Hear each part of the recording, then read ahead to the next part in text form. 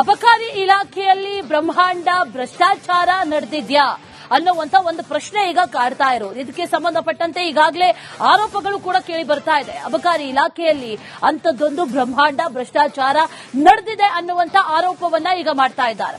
ಒಂದಲ್ಲ ಎರಡಲ್ಲ ಸರಿಸುಮಾರು 560 ಕೋಟಿ ಇಲ್ಲಿ ಭ್ರಷ್ಟಾಚಾರ ಆಗಿದೆ ಅನ್ನುವಂತ ಒಂದಷ್ಟು ಆರೋಪಗಳನ್ನ ಕೂಡ ಈಗಾಗಲೇ ಮಾಡಲಾಗ್ತಾ ಇದೆ. ಹಾಗಾದ್ರೆ ಅಸಲಿಗೆ ನಡೆದಿದ್ದೇನು? ಬ್ರಹ್ಮಾಂಡ ಭ್ರಷ್ಟಾಚಾರ ನಡೆದಿದ್ಯಾ ಹಾಗಾದ್ರೆ ಅನ್ನೋ ಪ್ರಶ್ನೆ. ಅಬಕಾರಿ ಸಚಿವ ಆರ್ ಬಿ ತಿಮ್ಮಾಪುರ್ ವಿರುದ್ಧ ಬಿಗ್ ಬಾಂಬ್. ಲ್ಯಾಪ್ಸ್ ಆಗಿರುವಂತಹ ಈ ವೈನ್ ಶಾಪ್ ನ ಹಂಚಿಕೆ ಮಾಡುವಂತಹ ಸಂದರ್ಭದಲ್ಲಿ ಗೋಲ್ಮಾಲ್ ಆಗಿದೆ ಅನ್ನುವಂತ ಒಂದಷ್ಟು ಆರೋಪಗಳೀಗ ಕೇಳಿ ಬರ್ತಾ ಇರೋದು. 560 ಕೋಟಿ ಭ್ರಷ್ಟಾಚಾರ ನಡೆದಿರೋದಾಗಿ ರಾಜ್ಯಪಾಲರಿಗೊಂದು ದೂರು ಹೋಗಿದೆ. ಗವರ್ನರ್ ಗೆಹ್ಲೋಟ್ಗೆ ಸಾಮಾಜಿಕ ಕಾರ್ಯಕರ್ತ ದಿನೇಶ್ ಕಲ್ಲಳ್ಳಿ ದೂರನ್ನ ಕೊಟ್ಟಿದ್ದಾರೆ.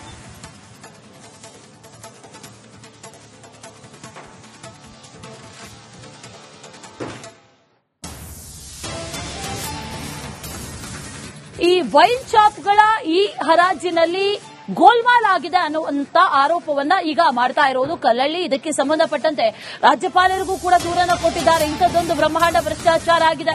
ವೈನ್ ಶಾಪ್ಗಳ ಈ ಹರಾಜಿನಲ್ಲಿ ಗೋಲ್ಮಾಲ್ ಮಾಡಿದ್ದಾರೆ. ತಮಗೆ ಬೇಕಾದಂತ ಕಂಪನಿ ವ್ಯಕ್ತಿಗಳಿಗೆ ಹಂಚಿಕೆಯನ್ನ ಮಾಡಿದ್ದಾರೆ ಶಾಪ್ಗಳನ್ನ ಅಂತ ಈಗ ದೂರನ್ನ ಈಗ ಕೊಟ್ಟಿದ್ದಾರೆ. ಸಾಮಾನ್ಯ ಜನರು ಹರಾಜಿನಲ್ಲಿ ಭಾಗಿಯಾಗೋದಕ್ಕೂ ಆಗಿಲ್ಲ.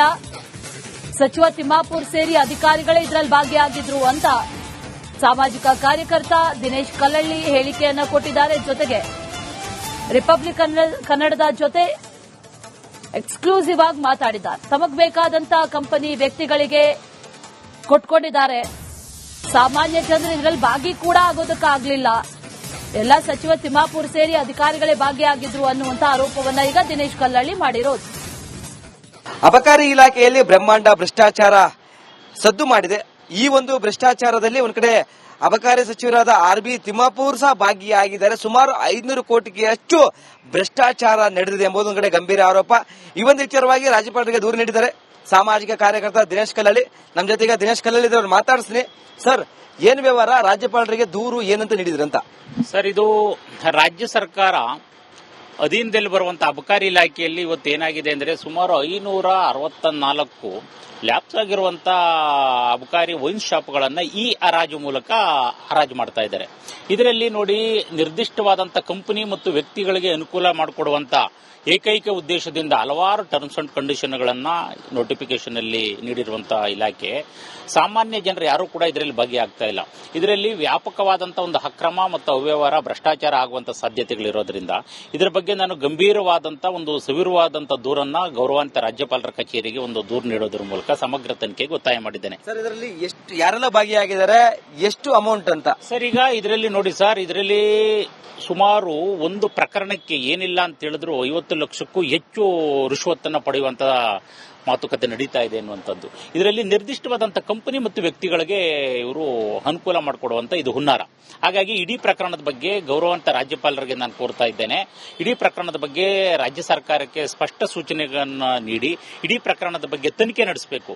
ತಾಂತ್ರಿಕವಾಗಿ ಇವರು ಏನ್ ಮಾಡ್ತಾ ಇದ್ದಾರೆ, ತಾಂತ್ರಿಕವಾದಂತ ವಿಶ್ಲೇಷಣೆ ಮಾಡಿದ್ರೆ ಮಾತ್ರ ಈ ಹಗರಣದಲ್ಲಿ ಯಾರೆಲ್ಲ ಭಾಗಿಯಾಗಿದ್ದಾರೆ ಅನ್ನುವಂಥದ್ದು. ಅಬಕಾರಿ ಸಚಿವರು ಸಹ ಭಾಗಿಯಾಗಿದ್ದಾರಾ? ಏನಾದರೂ ನೋಡಿ ಸರ್, ಇದರಲ್ಲಿ ನೇರವಾಗಿ ಈ ರಾಜ್ಯದ ಅಬಕಾರಿ ಸಚಿವರಾದ ಸನ್ಮಾನ್ಯ ಶ್ರೀ ಆರ್ ಬಿ ತಿಮ್ಮಾಪುರ ಕೆಲವು ಅಧಿಕಾರಿಗಳು ಇದರಲ್ಲಿ ಈ ಹಗರಣದಲ್ಲಿ ನೇರವಾಗಿ ಭಾಗಿಯಾಗಿದ್ದಾರೆ. ಹಾಗಾಗಿ ಇಡೀ ಪ್ರಕರಣದ ತನಿಖೆಯನ್ನು ಸ್ವತಂತ್ರ ಮತ್ತು ನಿಷ್ಪಕ್ಷಪಾತವಂತ ತನಿಖೆಗೆ ವಹಿಸಬೇಕಂತೇಳಿ ನಾನು ಈ ಸಂದರ್ಭದಲ್ಲಿ ಒತ್ತಾಯ ಮಾಡ್ತೇನೆ.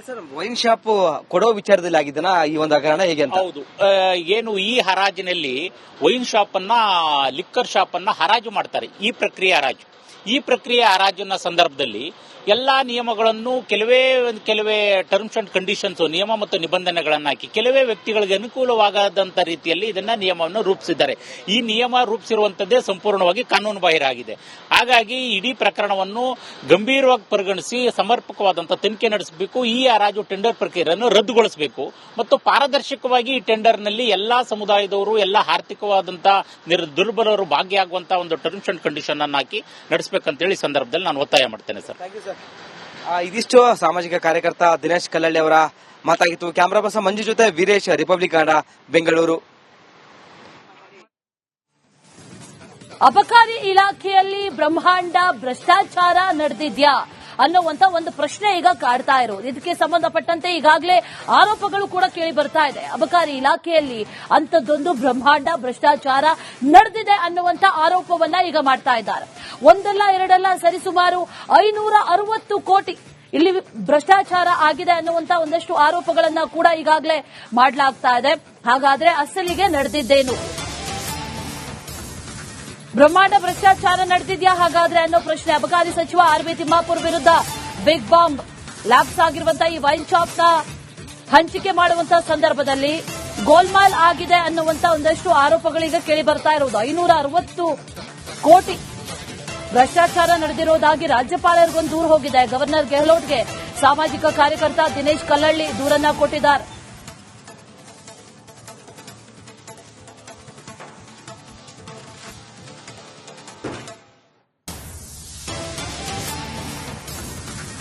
ಈ ವೈನ್ ಶಾಪ್ಗಳ ಈ ಹರಾಜಿನಲ್ಲಿ ಗೋಲ್ಮಾಲ್ ಆಗಿದೆ ಅನ್ನುವಂತ ಆರೋಪವನ್ನ ಈಗ ಮಾಡ್ತಾ ಇರೋದು ಕಲ್ಲಳ್ಳಿ. ಇದಕ್ಕೆ ಸಂಬಂಧಪಟ್ಟಂತೆ ರಾಜ್ಯಪಾಲರಿಗೂ ಕೂಡ ದೂರನ್ನ ಕೊಟ್ಟಿದ್ದಾರೆ. ಇಂಥದ್ದೊಂದು ಬ್ರಹ್ಮಾಂಡ ಭ್ರಷ್ಟಾಚಾರ ಆಗಿದೆ. ವೈನ್ ಶಾಪ್ಗಳ ಈ ಹರಾಜಿನಲ್ಲಿ ಗೋಲ್ಮಾಲ್ ಮಾಡಿದ್ದಾರೆ. ತಮಗೆ ಬೇಕಾದಂತ ಕಂಪನಿ ವ್ಯಕ್ತಿಗಳಿಗೆ ಹಂಚಿಕೆಯನ್ನ ಮಾಡಿದ್ದಾರೆ ಶಾಪ್ಗಳನ್ನ ಅಂತ ಈಗ ದೂರನ್ನ ಈಗ ಕೊಟ್ಟಿದ್ದಾರೆ. ಸಾಮಾನ್ಯ ಜನರು ಹರಾಜಿನಲ್ಲಿ ಭಾಗಿಯಾಗೋದಕ್ಕೂ ಆಗಿಲ್ಲ.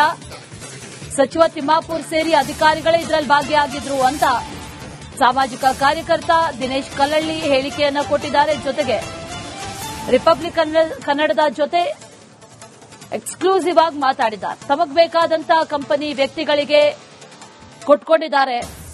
ಸಾಮಾನ್ಯ ಜನರು ಇದರಲ್ಲಿ ಭಾಗಿ ಕೂಡ ಆಗೋದಕ್ಕಾಗಲಿಲ್ಲ. ಎಲ್ಲ ಸಚಿವ ತಿಮ್ಮಾಪುರ್ ಸೇರಿ ಅಧಿಕಾರಿಗಳೇ ಭಾಗಿಯಾಗಿದ್ರು ಅನ್ನುವಂತ ಆರೋಪವನ್ನ ಈಗ ದಿನೇಶ್ ಕಲ್ಲಳ್ಳಿ ಮಾಡಿರೋದು.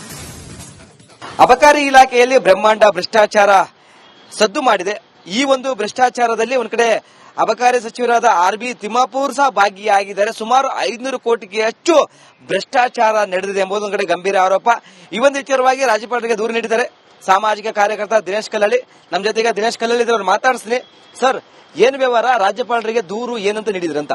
ಸರ್, ಇದು ರಾಜ್ಯ ಸರ್ಕಾರ ಅಧೀನದಲ್ಲಿ ಬರುವಂತಹ ಅಬಕಾರಿ ಇಲಾಖೆಯಲ್ಲಿ ಇವತ್ತು ಏನಾಗಿದೆ ಅಂದ್ರೆ ಸುಮಾರು 564 ಲ್ಯಾಪ್ಸ್ ಆಗಿರುವಂತಹ ಅಬಕಾರಿ ವೈನ್ ಶಾಪ್ಗಳನ್ನ ಈ ಹರಾಜು ಮೂಲಕ ಹರಾಜು ಮಾಡ್ತಾ ಇದ್ದಾರೆ.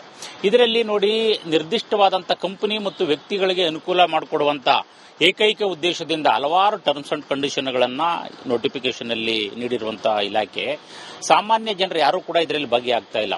ಇದರಲ್ಲಿ ವ್ಯಾಪಕವಾದಂತಹ ಒಂದು ಅಕ್ರಮ ಮತ್ತು ಅವ್ಯವಹಾರ ಭ್ರಷ್ಟಾಚಾರ ಆಗುವಂತಹ ಸಾಧ್ಯತೆಗಳಿರೋದ್ರಿಂದ ಇದರ ಬಗ್ಗೆ ನಾನು ಗಂಭೀರವಾದಂತಹ ಒಂದು ಸವಿರವಾದಂತಹ ದೂರನ್ನ ಗೌರವಾನ್ವಿತ ರಾಜ್ಯಪಾಲರ ಕಚೇರಿಗೆ ಒಂದು ದೂರು ನೀಡೋದ್ರ ಮೂಲಕ ಸಮಗ್ರ ತನಿಖೆಗೆ ಒತ್ತಾಯ ಮಾಡಿದ್ದೇನೆ. ಸರ್, ಇದರಲ್ಲಿ ಎಷ್ಟು ಯಾರೆಲ್ಲ ಭಾಗಿಯಾಗಿದ್ದಾರೆ, ಎಷ್ಟು ಅಮೌಂಟ್ ಅಂತ? ಸರ್, ಈಗ ಇದರಲ್ಲಿ ನೋಡಿ ಸರ್, ಇದರಲ್ಲಿ ಸುಮಾರು ಒಂದು ಪ್ರಕರಣಕ್ಕೆ ಏನಿಲ್ಲ ಅಂತ ಹೇಳಿದ್ರು 50 ಲಕ್ಷಕ್ಕೂ ಹೆಚ್ಚು ರಿಶ್ವತ್ತನ್ನು ಪಡೆಯುವಂತಹ ಮಾತುಕತೆ ನಡೀತಾ ಇದೆ ಅನ್ನುವಂಥದ್ದು. ಇದರಲ್ಲಿ ನಿರ್ದಿಷ್ಟವಾದಂತಹ ಕಂಪನಿ ಮತ್ತು ವ್ಯಕ್ತಿಗಳಿಗೆ ಇವರು ಅನುಕೂಲ ಮಾಡಿಕೊಡುವಂತ ಇದು ಹುನ್ನಾರ.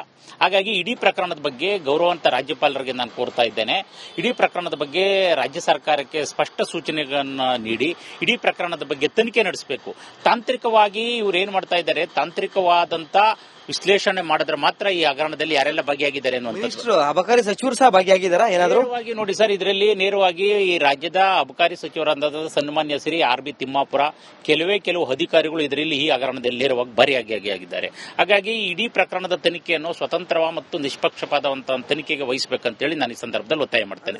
ವೈನ್ ಶಾಪ್ ಕೊಡೋ ವಿಚಾರದಲ್ಲಿ ಆಗಿದ್ದಾನ ಈ ಒಂದು ಹಗರಣ ಹೇಗೆ ಅಂತ? ಹೌದು, ಏನು ಈ ಹರಾಜಿನಲ್ಲಿ ವೈನ್ ಶಾಪ್ ಅನ್ನ, ಲಿಕ್ಕರ್ ಶಾಪ್ ಅನ್ನ ಹರಾಜು ಮಾಡ್ತಾರೆ. ಈ ಪ್ರಕ್ರಿಯೆ ಹರಾಜಿನ ಸಂದರ್ಭದಲ್ಲಿ ಎಲ್ಲಾ ನಿಯಮಗಳನ್ನು ಕೆಲವೇ ಟರ್ಮ್ಸ್ ಅಂಡ್ ಕಂಡೀಷನ್ಸ್, ನಿಯಮ ಮತ್ತು ನಿಬಂಧನೆಗಳನ್ನು ಹಾಕಿ ಕೆಲವೇ ವ್ಯಕ್ತಿಗಳಿಗೆ ಅನುಕೂಲವಾಗದಂತ ರೀತಿಯಲ್ಲಿ ಇದನ್ನ ನಿಯಮವನ್ನು ರೂಪಿಸಿದ್ದಾರೆ. ಈ ನಿಯಮ ರೂಪಿಸಿರುವಂತದ್ದೇ ಸಂಪೂರ್ಣವಾಗಿ ಕಾನೂನು ಬಾಹಿರ ಆಗಿದೆ. ಹಾಗಾಗಿ ಇಡೀ ಪ್ರಕರಣವನ್ನು ಗಂಭೀರವಾಗಿ ಪರಿಗಣಿಸಿ ಸಮರ್ಪಕವಾದಂತಹ ತನಿಖೆ ನಡೆಸಬೇಕು. ಈ ಹರಾಜು ಟೆಂಡರ್ ಪ್ರಕ್ರಿಯೆಯನ್ನು ರದ್ದುಗೊಳಿಸಬೇಕು ಮತ್ತು ಪಾರದರ್ಶಕವಾಗಿ ಈ ಟೆಂಡರ್ನಲ್ಲಿ ಎಲ್ಲಾ ಸಮುದಾಯದವರು, ಎಲ್ಲಾ ಆರ್ಥಿಕವಾದಂತಹ ದುರ್ಬಲರು ಭಾಗಿಯಾಗುವಂತಹ ಒಂದು ಟರ್ಮ್ಸ್ ಅಂಡ್ ಕಂಡೀಷನ್ ಅನ್ನು ಹಾಕಿ ನಡೆಸಬೇಕಂತೇಳಿ ಸಂದರ್ಭದಲ್ಲಿ ನಾನು ಒತ್ತಾಯ ಮಾಡ್ತೇನೆ ಸರ್. ಇದಿಷ್ಟು ಸಾಮಾಜಿಕ ಕಾರ್ಯಕರ್ತ ದಿನೇಶ್ ಕಲ್ಲಳ್ಳಿ ಅವರ ಮಾತಾಗಿತ್ತು. ಕ್ಯಾಮರಾ ಪರ್ಸನ್ ಮಂಜು ಜೊತೆ ವೀರೇಶ್, ರಿಪಬ್ಲಿಕ್ ಕನ್ನಡ, ಬೆಂಗಳೂರು.